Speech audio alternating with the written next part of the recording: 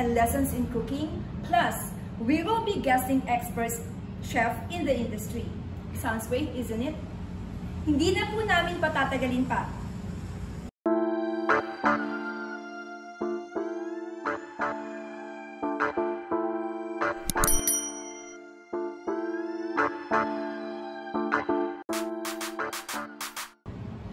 Hi! Welcome po sa aming YouTube channel. Ako po si Lizzie. Ako po ay isang chef, culinary professor, TESDA assessor, and trainer. At ito po ang bubuo sa aming team. From Easy Feast Manila Party Trays at HubSpot in Green Hills, Annapolis, San Juan, at Chef Lizzie's in Caloocan, Chef Junri. Hi, I'm Chef Junri. Chef Ami. Hi, ako po si Chef Ami. Ami H. Hello po, ako po si Ami. And Hi, ako po si Annalyn. Wella. Hi, ako po si Wella. And Kay. Hi, I'm Kay. Hello sa inyong lahat. Ano po bang aasahan nyo sa aming channel? Well, in the coming episodes, there will be lots of cooking, baking, some tips, and lessons in cooking. Plus, we will be guesting experts chef in the industry. Sounds great, isn't it? Hindi na po namin patatagalin pa. Let's start with this week's featured recipes. For our first episode, we will be preparing the following dishes.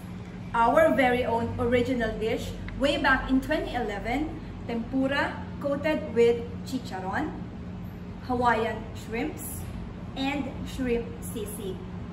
Why shrimp on our first episode? Well, shrimps are quick to prepare and cook. Bagay po sa ating mga busy lifestyles.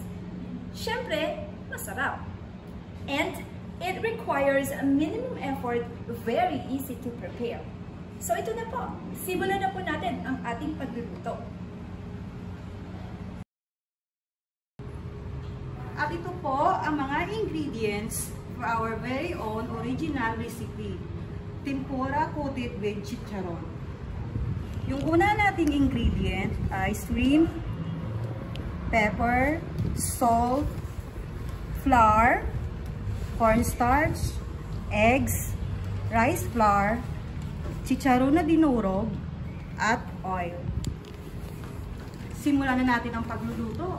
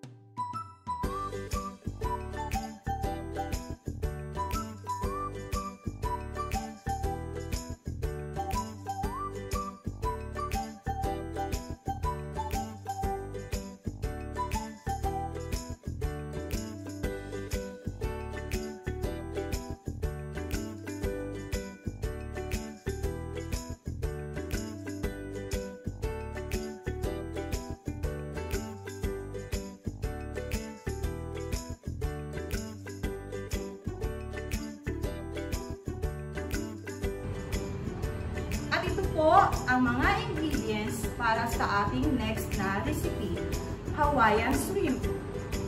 Meron tayong shrimp, pepper, garlic, brown sugar, pineapple juice, ketchup, toyo, pineapple chunks, bell pepper, oil, at stick po para sa ating gagamitin na Hawaiian shrimp.